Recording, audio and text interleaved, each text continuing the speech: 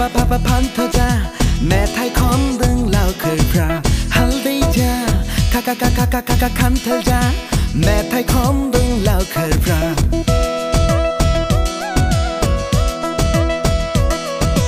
ดีมาดีใส่เอามือสมัยซื้อผู้ใครดึงดีคือบีเลี้ยวเบอร์มาใส่มาตู้ใครดึงมินิร้องจ้าบ้าใจ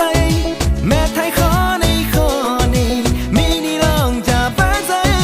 แม่ไทยขอในข้อนี้ฮึงก็ดึงก็จ้าฮังจ้าลาดิลาฟิลได้กำข้ามดำเดินก็ลิงก็